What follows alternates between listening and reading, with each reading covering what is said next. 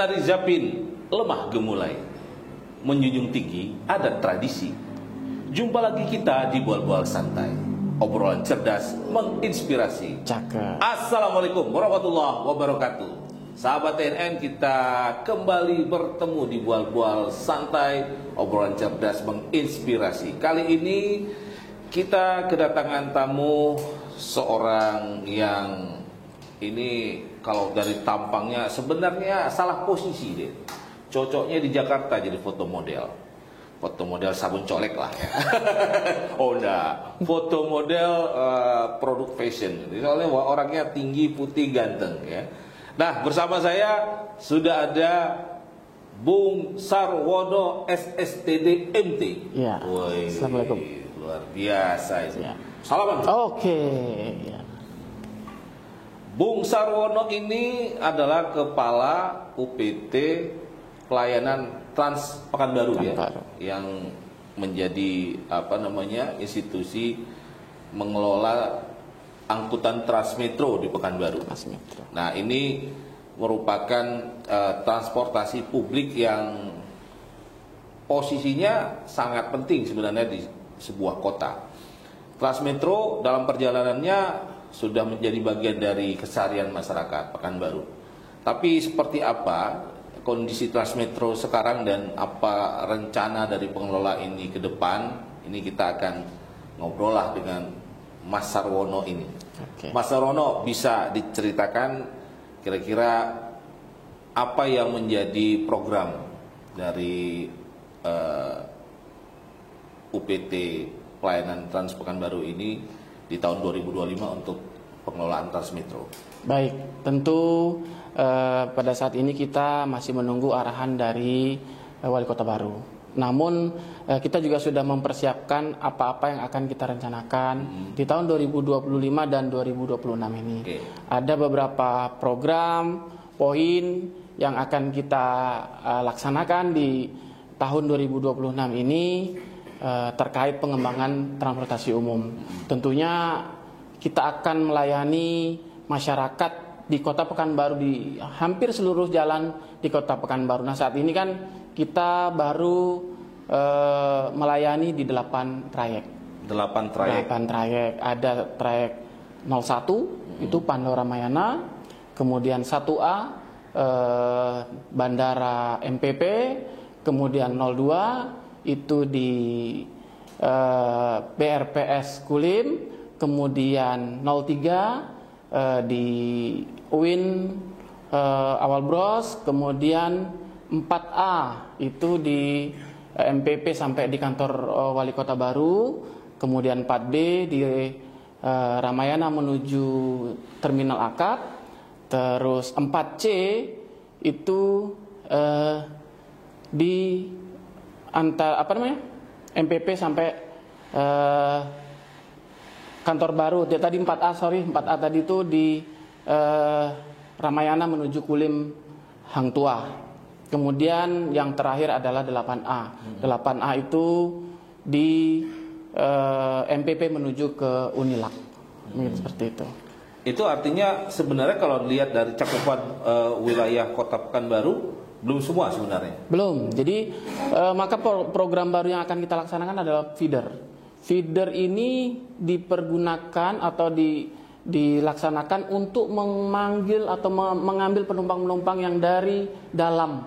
Artinya sekarang ini kan jalan utama nih. Okay. Saat ini di jalan utama yang kita layani. Namun jalan-jalan trayek cabang yang masuk ke dalam perumahan-perumahan dan sebagainya seperti Jalan Karya, ya kan, yang ada di Panam sana itu masuk ke dalam banyak perumahan. Kemudian nanti ini di jalan Bukit Barisan, kan ini termasuk banyak penumpang dan jalan-jalan yang sejenis seperti itu yang perlu nanti kita lakukan peningkatan pelayanan terhadap penumpang. Oke.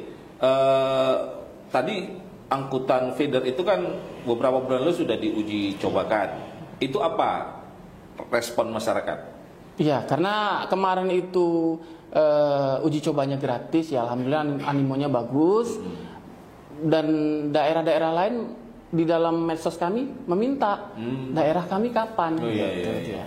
Masa di wilayah Padang saja. Padang saja. Kami Rumbai kan anak Pekanbaru juga. Ya, mentang-mentang di belah Sungai Iya. Siak kami nggak dianggap gitu Iya, ya. betul, Jadi betul. minta ya. Iya. Ya.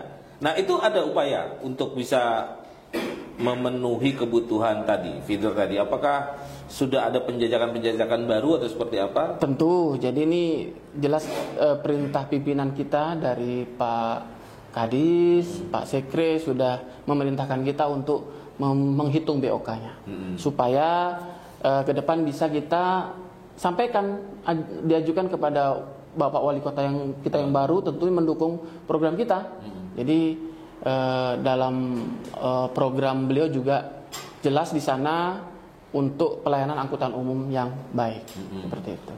Nah, kira-kira apa sih urgensinya bus atau transportasi publik ini harus terus dikembangkan di Kota Pekanbaru? Baik, dalam sejarah itu di tahun 2009 yang lampau bahwa di Juni 2029 itu kita sudah memulai bagaimana transportasi umum itu kita laksanakan di Kota Pekanbaru. Tentu tidak terlepas dari amanah Undang-Undang 22 tahun 2009 yang menyatakan bahwa pemerintah wajib menyelenggarakan angkutan umum. Oke. Nah, jadi kewajiban pemerintah. Nah, bagi pemerintah daerah yang melaksanakan berarti mereka melaksanakan ketentuan dari Undang-Undang 22 tahun 2009. Nah, di sini tentu kita lakukan upaya perbaikan walaupun pada saat itu sudah dipegang oleh UPT, Disub, kemudian balik ke perusahaan daerah, balik lagi ke Disub, balik lagi perusahaan daerah. Namun dinamika tersebut bukan berarti tidak ada kemajuan. Tetap ada kemajuan dari beberapa pelajaran yang kita ambil. Namun ke depan tentu proses-proses tersebut menjadi pelajaran bagi kita supaya ke depan kita lebih baik. Karena memang kita sudah membentuk perusahaan daerah baru, Perusda. Nah, di tahun 2022 yang lampau sudah ada Perusdanya. Jadi tinggal melanjutkan bagaimana Perusda itu dihidupkan dan untuk menjalankan transportasi umum massal di Kota Pekanbaru. Karena di Kota Pekanbaru ke depan tidak hanya yang kita laksanakan sekarang. Kita perlu meningkatkan dalam bentuk BRT, full BRT. Nah, apa arti full BRT? Full BRT adalah pelayanan angkutan umum yang memang betul-betul memiliki jalur sendiri. Nah, itu sudah ada kajiannya melalui GIZ, itu organisasi NGO dari Jerman, itu kerjasama dengan pemerintah Republik Indonesia. Nah, itu mereka concern dalam membantu kota-kota yang ingin memperbaiki angkutan umumnya dan memperbaiki bagaimana tatanan kotanya. Nah, seperti itu. Jadi ini selain amanah undang-undang, tentu memang kebutuhan yang strategis bagi masyarakat ya. Yeah. Karena tentu pertimbangannya tentang kemacetan dan sebagainya gitu ya. Nah, Pekanbaru ini kalau dari pandangan Dinas Perhubungan misalnya ya kan, karena kan ini bagian dari Dinas Perhubungan juga betul, ya. Betul. Nah, ini seberapa urgent ya keberadaan transportasi publik ini harus segera dikembangkan lah, dengan melihat berkaitan dengan persoalan jalan, kemacetan gitu. Baik. Nah, ini kan kalau nanti mau ketemu Pak Wali Kota yang baru kan terus bisa meyakinkan, Pak kami mau dikembangkan ini. Kalau ditanya, emangnya semacet itu kan harus bisa dijawab tuh. Baik. Jadi saat ini rata-rata kepadatan di Kota Pekanbaru sudah jelas. Kita bisa melihat pada saat peak hour. Peak hour itu dari jam 6:30 pagi ke jam 8 pagi. Itu bisa dilihat seperti apa macetnya Kota Pekanbaru. Kemudian yang paling krusial adalah sore hari. Sore hari itu jam 3:30 sampai dengan jam 6:30 malam kita bisa lihat seperti apa macetnya. Sehingga Jakarta lah ya. Udah mendekati, makanya kita harus perbaiki dari awal. Jangan sampai sudah stuck baru kita perbaiki. Tidak bisa seperti itu. Artinya dengan melihat kepadatan yang saat ini sudah 0,9. Ya. 0,9 itu artinya rasio.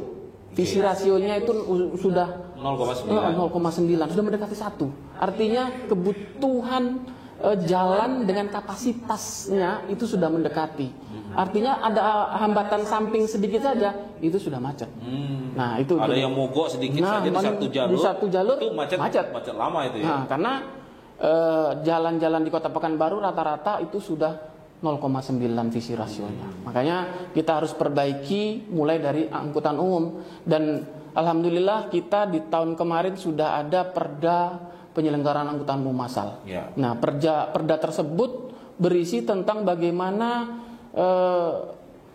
penyelenggaraan angkutan umum harus dilaksanakan dengan mandatori. Artinya 5% anggaran dari pemerintah Kota Pekanbaru dikucurkan untuk pelayanan angkutan umum massal supaya terjamin dia.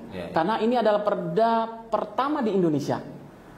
Pertama yang menjadi acuan dari pemerintah pusat, bahkan masuk dalam RPJMN di Kementerian Perhubungan sebagai perda yang sudah diterapkan oleh pemerintah kota. Masuklah Kota Pekanbaru di sana menjadi salah satu contoh bahwa sudah ada komitmen dari pemerintah dan DPR dalam penyelenggaraan angkutan umum massal. Berarti itu memang harus dilaksanakan apapun kondisinya. Iya, karena saat ini kondisi lalu lintas itu perlu ada treatmentnya. Kalau tidak langsung diambil kebijakan maka akan stuck. Kalau sudah tidak bisa ditangani maka ya siapa lagi yang mau menangani? Kita saling menyalahkan akhirnya. Dinas Perhubungan, kepolisian, PU itu akan saling menyalahkan. Kalau ada macet itu Dinas Perhubungan tugasnya. Nah, kayak gitu. Atau ada apa sedikit masalah di kepolisian itu, gitu kan. Jadi jangan sampai ada hal yang sedemikian menyalahkan nanti. Nah, kalau dari kajian tadi sudah ada dibuat kajian dengan kondisi jalan yang sekarang, apakah itu memerlukan biaya sangat besar untuk menerapkan BRT tadi? Tentu, karena memang penerapan BRT itu tidak hanya melibatkan pemerintah Kota Pekanbaru. Seperti yang disampaikan tadi, harus ada peran dari pemerintah atasan dalam menjalankan program tersebut. Nah, karena di dalam kajian GIZ tersebut itu sekitar 941 miliar itu adalah biaya yang harus kita keluarkan untuk membangun jaringannya, membangun fasilitasnya, membangun prasarananya, membeli kendaraannya, dan menggaji awak bus dan seluruhnya di sana. Nah, itu tujuannya bukan hanya untuk Dinas Perhubungan, tidak hanya untuk pemerintah Kota Pekanbaru, tetapi untuk seluruh yang memiliki kewenangan, baik itu kepolisian, Dinas PU, dan instansi-instansi lain yang memang memiliki tugas dan tanggung jawab tersebut. Nah, ini memang sebuah pekerjaan rumah yang sangat besar yang harus dituntaskan ya. Kalau Pekanbaru ini ingin tetap menjadi sebuah kota yang nyaman dilewati, kemudian aktivitas ekonomi tidak terganggu gitu. Nah, untuk Transmetro sendiri saat ini apa kendala yang dihadapi nih? Kalau cerita-cerita di lapangan itu misalnya udah banyak yang ngeluh kurang nyaman nih, udah tua nih busnya kan dari tahun berapa nih? 2015 sekarang kan udah 10 tahun itu kan sudah mulai mungkin nggak senyaman awal-awal dulu lah, ya kan? Sama seperti orang rumah kan, kalau masih baru itu kan semangat kita ya kan. Iya, baik, betul. Untuk saat ini memang armada kita diadakan di tahun 2015 dan itu pun bantuan dari pemerintah pusat. Dalam hal ini adalah Kementerian Perhubungan, dan kita sangat berterima kasih kepada pemerintah pusat telah memberikan bantuan tersebut. Dan alhamdulillah juga kita di tahun ini kita dibantu bus sekolah 1. Nanti ini kita mau jemput ke Bogor karena kita mungkin dinilai pemerintah pusat konsisten dalam menjalankan angkutan umum massal, dan kita juga sudah mengajukan bagaimana nanti ke depan angkutan umum ini diperbarui armadanya, yang saat ini dengan konvensional tentu kita akan memohon diperbarui dengan sistem yang elektrifikasi. Oke. Karena saya selaku Kepala UPT Pengelolaan Trans Pekanbaru ini kesulitannya adalah di BBM. Nah, di BBM itu besar ya kebutuhan. besar kebutuhan untuk di BBM sangat besar. Maka solusinya ya elektrifikasi. Bus listrik. Iya, bus listrik, betul. Nah kemarin saya dengar sudah ada bus listrik percontohan yang datang. Ya. Itu sudah beroperasi. Karena itu adalah percontohan, tentu diambil lagi sama yang punya. Tapi dalam waktu dekat memang kita sudah ajukan untuk dilakukan pendistribusian ke Kota Pekanbaru sesuai dengan sistem kita, yaitu rupiah kilometer by the service ya. Karena saat ini kan masih dijalankan oleh BLU. Nah, yang pengelolaan angkutan umum yang baik adalah pengelolaan yang dilakukan oleh swasta atau perusahaan yang memang profesional. Nah, ke depan sesuai dengan amanah perda yang tadi yang kita sudah sebutkan tadi, bahwa kita sudah memiliki Prusda sendiri, maka Prusda itu akan kita hidupkan sesuai dengan arahan Bapak Wali Kota Pekanbaru. Oke. Nah, untuk personil nih ya, di Transmetro sendiri kondisinya seperti apa sekarang? Ya, awak, pengendaranya, terus orang-orang yang ya apa ya, kalau di bus kota itu kan kondektur istilahnya, kalau ini apa istilahnya, pramugaranya gitu kan. Nah, ini apa upaya untuk terus meningkatkan kualitas mereka nih? Karena kan yang namanya bus umum ini tetap kan harus ya dia nyaman, supirnya nggak ugal-ugalan gitu. Betul. Jadi saat ini tentu kita terus lakukan pembinaan terhadap para pramudi dan pramugara yang melayani masyarakat. Jadi kita lakukan pembinaan, pengarahan setiap sebulan sekali. Itu minimal. Kalau bisa setiap minggu sekali. Karena memang pelayanan itu kan dilakukan setiap hari. Dan mereka dibagi menjadi 2 shift. Supir shiftnya pagi sampai siang. Kemudian ada lagi shift kedua siang sampai malam. Nah, untuk yang pramugara itu 1 hari full, besok libur full. Nah, gitu. Seperti itu. Dan itu mereka sudah ada yang standby. Artinya dalam pekerjaan mereka sudah dijamin terhadap libur mereka. Jam kerja mereka itu sudah ada kita atur. Maka terhadap pelayanan di masyarakat kita upayakan untuk menjadi lebih baik. Karena saat ini banyak juga keluhan yang kurang ramah atau memang supirnya ugal-ugalan. Itu tugas kami selaku manajemen Transmetro Pekanbaru. Jadi silahkan juga kalau ada masyarakat keluhan terhadap itu, silahkan disampaikan. Ada hotline-nya ya? Ada, kita ada pengaduannya ada melalui IG, ada melalui Facebook juga ada. Silahkan. Dan itu memang penting bagi kami untuk mendapatkan informasi seperti apa pelayanan anggota kami di lapangan. Ya, supaya kita juga bisa memantau terus ya, karena mungkin juga ditongkrongin terus ya. Kita habis waktu kita kalau itu tapi tetap itu sebagai tugas tetap kita awasi. Karena kita juga ada, selain mereka bekerja itu juga ada pengawasnya. Ada sekitar 16 orang yang kita tugaskan untuk mengawasi operasional. Yaitu di setiap sudut trayek itu mereka menyebar. Bagaimana pelayanannya, bagaimana semuanya itu sudah dilakukan briefing ke semua pengawas. Di bulan Ramadan ada perubahan ini schedule atau apa, atau tetap seperti biasa?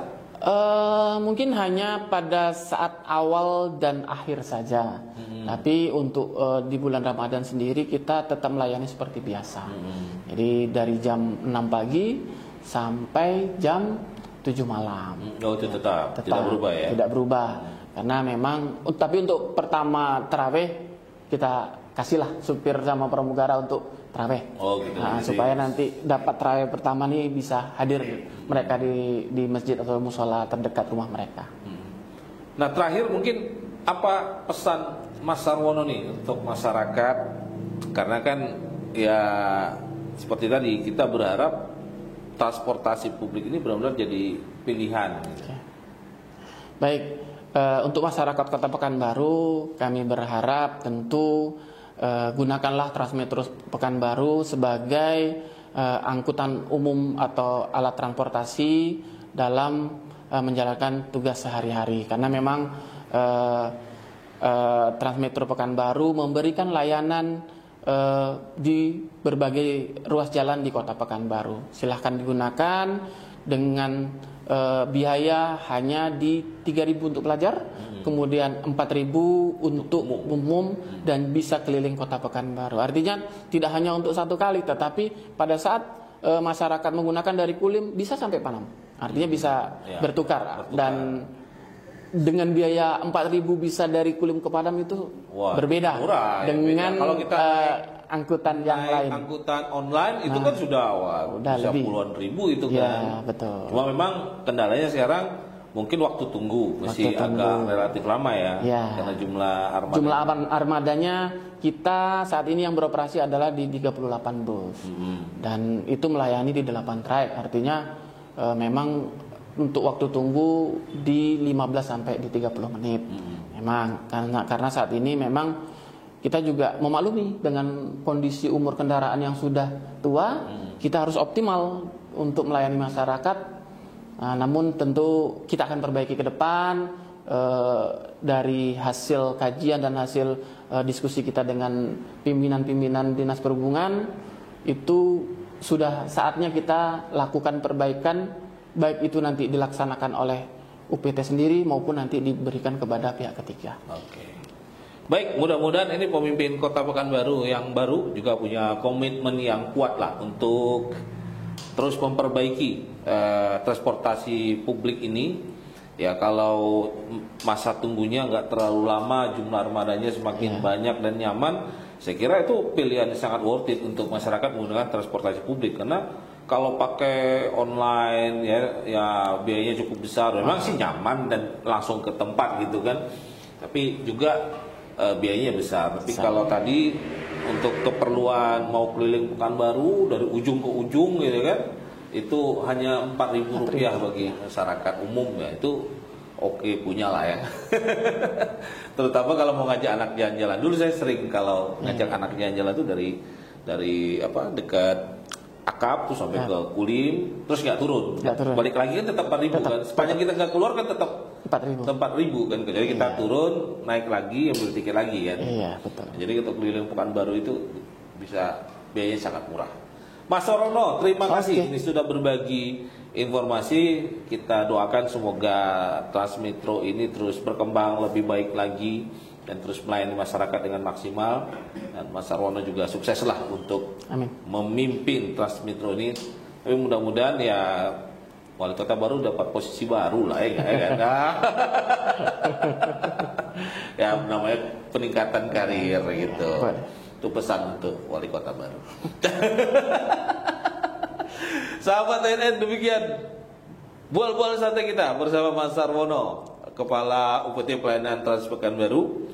Semoga obrolan ini bisa memberikan manfaat bagi Anda, terutama para masyarakat yang sering menggunakan transportasi publik. Sekali lagi, jangan ragu untuk naik Transmetro Pekanbaru. Terima kasih Mas. Sampai jumpa lagi ya. Kapan-kapan kita ngobrol lagi. Siap. Oke. Cuma hari ini karena mau mendekati puasa, yang menyediakan kopi udah pulang kampung. Jadi kita sambil ngopi hari ini ya. Terima kasih, sampai jumpa lagi. Assalamualaikum warahmatullahi wabarakatuh.